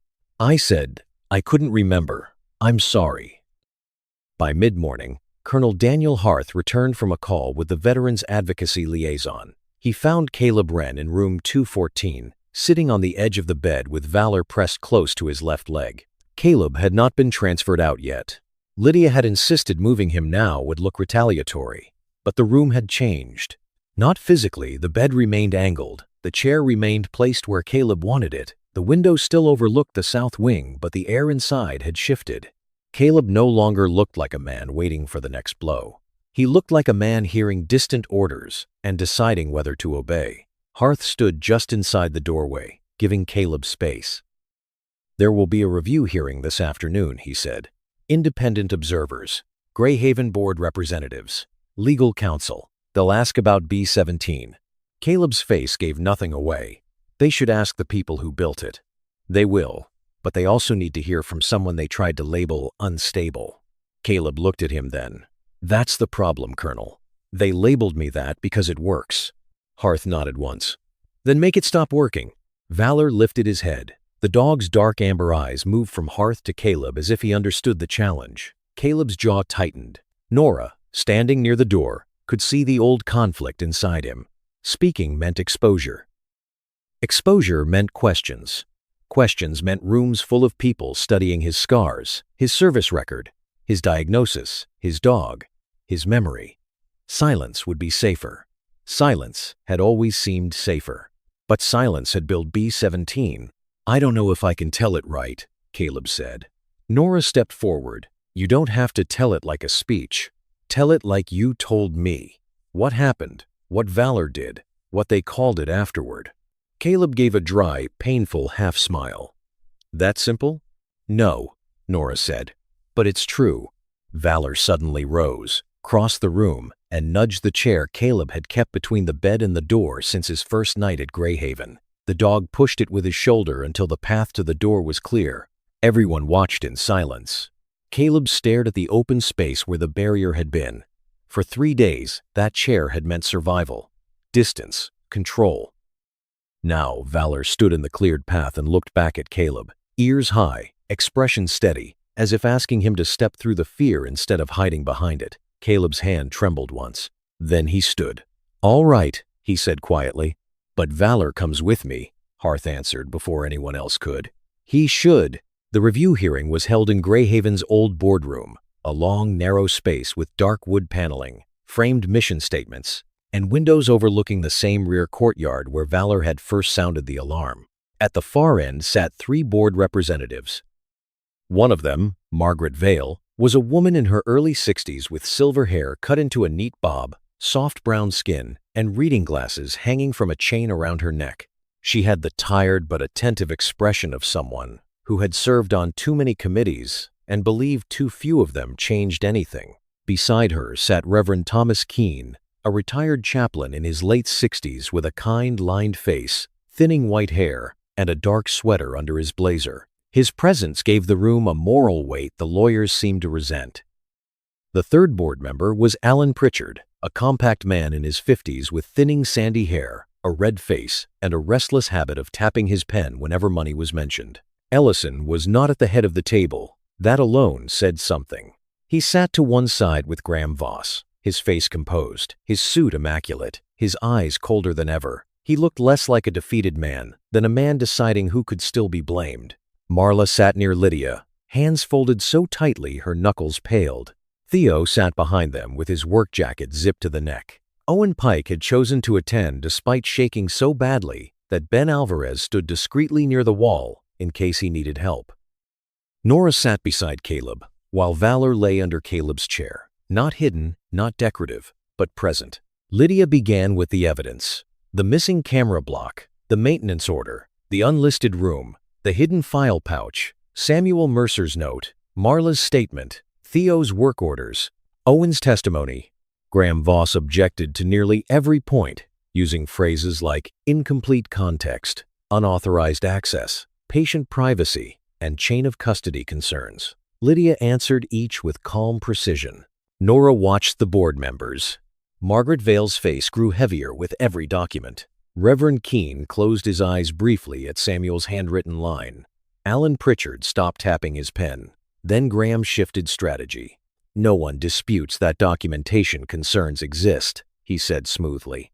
"However, we must be careful not to let emotional narratives override clinical realities. Mr. Wren is a patient under observation for significant trauma-related symptoms.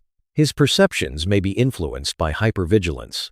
His attachment to the animal may complicate his ability to interpret events objectively." Valor lifted his head.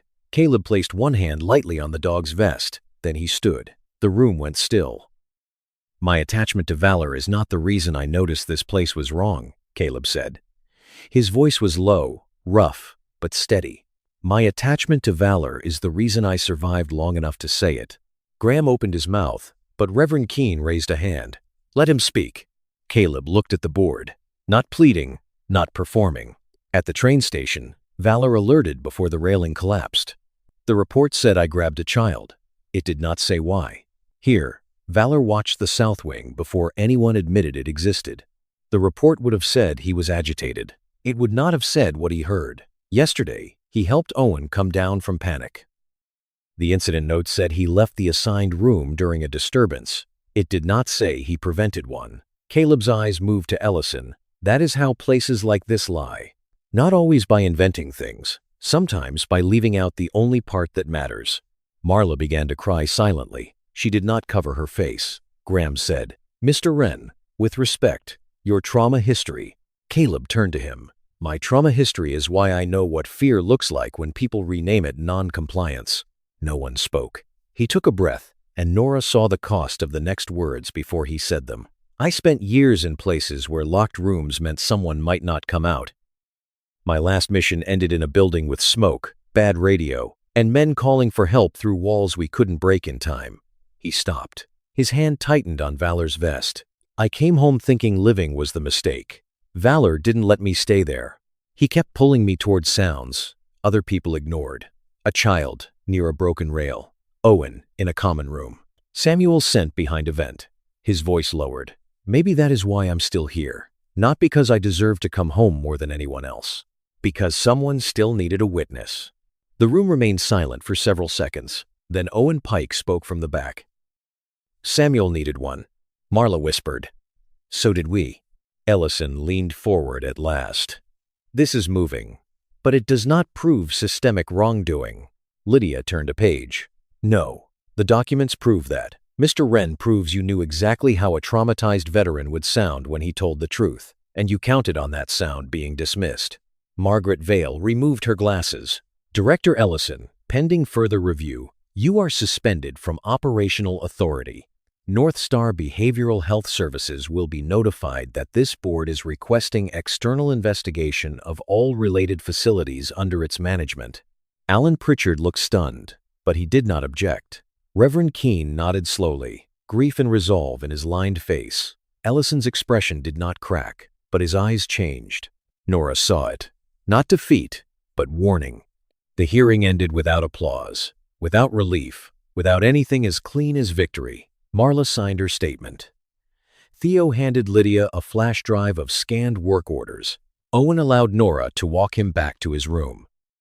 Caleb remained in the boardroom until almost everyone had left. Valor still beside him. Nora approached. You did it. Caleb looked out at the courtyard. No. We opened a door. That matters. It means whatever is on the other side knows we're coming. Outside, the sky had turned the color of steel. The south wing windows reflected the first thin line of evening light. Valor stood and faced them, not barking this time, only watching. Nora's phone buzzed. A message from Lydia. North Star's attorneys just contacted me. They want a private settlement discussion before this reaches state oversight. Nora showed Caleb. He read it once. That was fast. Yes, that means they're scared. Valor's ears lifted toward the old wing. Caleb placed a hand on the dog's neck. The fear that had ruled him since his arrival at Greyhaven was still there, but it no longer stood alone. Beside it now was purpose. Good, he said. Let them be. The settlement offer from North Star Behavioral Health Services arrived before sunrise, written in careful language that tried to make surrender sound like cooperation. Lydia Hart read it in Greyhaven's temporary conference room while Dr. Nora Vale stood by the window with a paper cup of untouched coffee. The offer promised internal review, quiet policy improvements, paid leave for affected staff, and a confidential resolution to avoid unnecessary public distress. It did not name Samuel Mercer. It did not name B-17. It did not say that Caleb Wren had been treated like a threat when he was telling the truth. It did not say that Valor, a Belgian Malinois K9 with a deep fawn to mahogany coat, a black masked face, upright ears, and steady dark amber eyes, had seen through a building full of professional silence. Lydia lowered the document onto the table. Her sharp face looked calm, but her dark eyes had gone hard. They want the wound bandaged before anyone sees how deep it is, she said. Nora looked across the room at Caleb. He sat with Valor beside his boot, still in his complete green digital camouflage uniform, still upright, still controlled, but no longer sealed away behind the same cold distance. The fear had not vanished from him. Men like Caleb did not heal, because one boardroom finally listened. But something in him had shifted. The world had asked him to speak, and he had survived the sound of his own truth. By 8 o'clock, the Greyhaven board rejected North Star's confidential settlement. Margaret Vale, the silver-haired board member who had listened hardest during Caleb's testimony, signed the first notice requesting state oversight review. Reverend Thomas Keene signed the second, his kind, lined face heavy with grief but steady with purpose. Alan Pritchard, who had spent most of the previous hearing looking terrified of financial collapse, signed last. His hand shook slightly, but he signed. That mattered. Not because he had become brave overnight, but because even the people who feared the cost could no longer deny the price of silence. Grant Ellison did not return to his office. By mid-morning, his name had been removed from the staff directory screen near reception. No one cheered. Nora was glad no one cheered. There was nothing joyful about watching a broken system lose one of its faces. Ellison had made choices, cruel choices, cowardly choices. But he had also been part of something larger, something that had taught people to protect budgets before patience, reputation before truth, procedure before mercy. Lydia warned everyone not to think the danger ended with one man's suspension. "Systems survive by changing names," she said. "We make sure this one changes behavior." The first visible change came that afternoon. B-17 was opened again, not for investigation this time, but for dismantling. Theo Rusk arrived with 2 maintenance workers from an outside contractor, both quiet men in gray work coats who looked uncomfortable under the eyes of lawyers, board members, and veterans. Theo's weathered face seemed older than ever, but his hands were steady when he unlocked the door. He had spent years maintaining that corridor. Now he would help take it apart. Marla Briggs stood beside Nora, arms folded over her navy scrubs. Her face was pale, tired, and stripped of the defensive hardness she had worn like armor. "I thought if I told the truth, it would destroy everything," Marla said. Nora watched Theo remove the first wall panel. "Maybe some things need to be destroyed before people stop mistaking them for shelter." Marla nodded, but tears stood in her eyes. "Samuel deserved better," Nora answered softly. "So did you, before fear taught you to survive wrong." Caleb did not enter B-17 at first. He stood at the threshold with Valor. The dog was alert but calm, tan vest snug across his lean shoulders, working collar resting at his neck. He sniffed the air once and looked up at Caleb. No bark, no whine, no alarm. Caleb's hand lowered to Valor's head. Nora saw his fingers tremble, then settle. The room had taken on a different shape now that people were unmaking it. The fixed chair was unbolted. The dead clock was removed. The old observation cover came down. Sunlight, thin but real, entered through the window for the first time anyone could remember. As Theo carried the dead clock into the hallway, Valor suddenly stepped forward and blocked his path. Everyone froze, old fear returning by reflex, but the dog did not growl. He lowered his head toward the clock, sniffed the cracked plastic frame, then gently touched it once with his paw. The clock's loose minute hand slipped free and fell to the floor with a tiny metallic click. Behind the faceplate, tucked into the empty battery compartment, was a folded scrap of paper so small it could have been missed forever. Theo picked it up with shaking fingers and handed it to Lydia. The handwriting was Samuel Mercer's, faint but clear. "If they ever open this room, tell Eli I heard the birds outside. I was not alone." The hallway went completely silent. Nora closed her eyes. Caleb looked down at Valor, and for one breath, no one in Greyhaven doubted that the dog had been listening for more than danger. He had been listening for the last piece of a man's dignity. Eli Mercer came the next day with his mother, Claire. The boy still wore the old dark green winter coat made from his grandfather's blanket, though Claire had brushed it carefully and repaired one frayed cuff. Claire looked exhausted but stronger than she had in the lobby days earlier. Her brown hair was pulled back, her beige wool coat buttoned neatly, and the cardboard box of Samuel's belongings was no longer clutched against her like a shield. Eli held the small folded note in both hands after Lydia gave it to him. He did not cry right away. He read it once, then again, lips moving silently around the words "birds outside." Finally, he looked at Caleb. "Did Valor know my grandpa was scared?" Caleb crouched carefully so he was closer to Eli's height, but not crowding him. His cold, blue-gray eyes softened in a way Nora had seen only around the dog. "Valor knows when people need to be found," he said. Eli looked at the Belgian Malinois. Valor stepped forward and sat beside the boy, not touching him until Eli placed a small hand on the dog's vest. Only then did Valor lean gently into him. Claire covered her mouth, grief moving through her without breaking her. A week later, the South Wing looked different.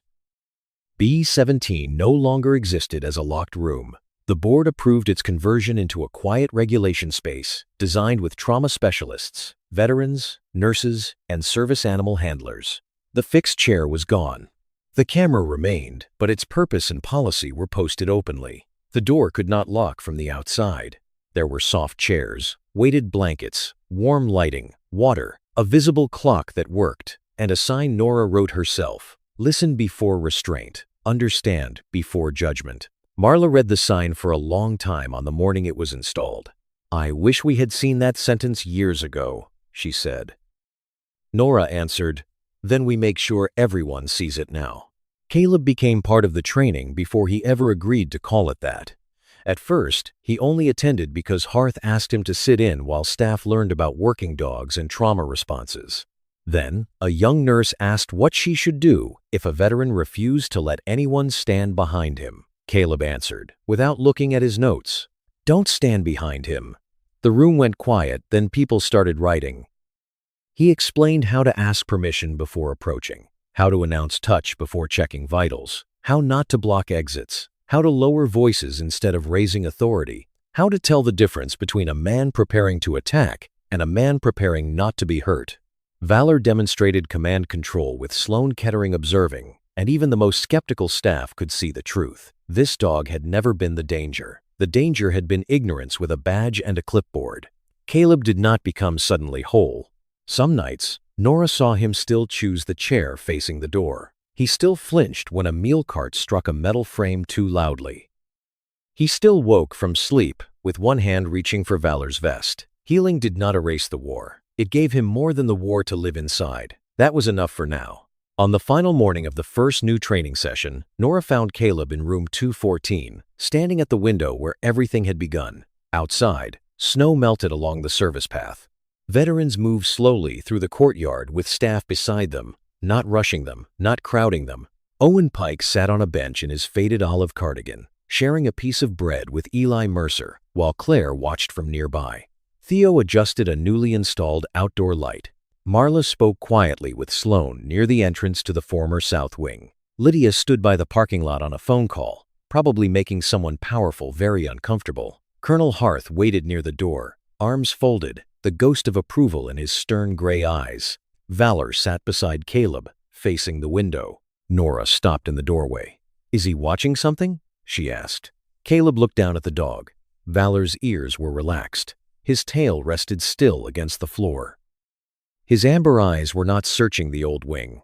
They were following the pale line of sunrise over the trees. "No," Caleb said. His voice was quiet, almost surprised. "Today he just wants to look at the morning." Nora stepped beside him.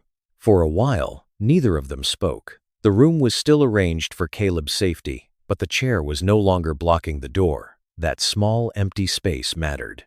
It meant the door could be a way out, not only a way danger entered. "Do you ever think you'll stop checking windows?" Nora asked. Caleb's mouth moved faintly. Not quite a smile, but closer than before. "Probably not." "That's honest." "I can live with honest." He rested one hand on Valor's head. "I couldn't live with being called dangerous for telling the truth." Nora looked out at the courtyard, at Eli laughing softly when Owen pretended to lose a crumb of bread to a bold little sparrow. "Samuel gets to be remembered correctly now." Caleb nodded. "So do the men after him." A long silence followed, but this one did not feel like fear. It felt like space, like breath, like the first pause after a long alarm finally stopped ringing. Later, when the new sign was mounted outside the former B-17, Nora asked Caleb if he wanted to leave before the small dedication began. He looked at Valor. Valor looked back at him, steady and patient. Caleb stayed. Eli placed Samuel's note in a framed case beside the entrance, not as evidence now, but as witness. Marla read the names of patients whose files would be reviewed. Reverend Keene offered a prayer without making it grand. Lydia announced that North Star's other facilities would face external audits. No one applauded loudly. The moment did not need noise. When it was over, Caleb walked to the window one last time. Valor walked with him, shoulder brushing his leg. The dog who had refused to leave the window had finally been heard. The soldier who had trusted no one had found people willing to listen. And the room that once swallowed voices had become a place where silence no longer had the final word. Caleb looked down at Valor and whispered, "Good boy." Valor leaned into him, eyes half closed. For the first time since arriving at Greyhaven, Caleb did not stand at the window looking for danger. He stood there because the light was beautiful, because the door behind him was open, and because somewhere beyond the glass, morning had come without asking him to fight it. Sometimes, God does not send a miracle with thunder in the sky or a voice from heaven. Sometimes, He sends it through a loyal dog who refuses to leave a window. through a wounded soldier who still chooses to protect others, and through one person brave enough to listen when everyone else has stopped caring. Caleb thought his life was only a shadow of the war he survived. Valor saw something different. That faithful dog kept watching, kept waiting, and kept leading him toward the truth. And maybe that is how grace works in our own lives too. Sometimes the thing that looks like pain is actually a path. Sometimes the door we are afraid to open is the one God uses to bring healing. Sometimes the person who seems broken is the very person chosen to help others survive. In everyday life, we may meet people who are quiet, guarded, angry, or hard to understand. Before we judge them, we should remember that everyone carries a story we cannot see. A kind word, a patient heart, and one act of courage can change someone's whole life. If this story touched your heart, please share it with someone who needs hope today. Leave a comment and tell us where you are watching from. Subscribe to Navy SEAL and K9 Stories for more stories about courage, loyalty, healing, and faith. May God bless you, protect your family, guide your steps, and give peace to every wounded heart watching this.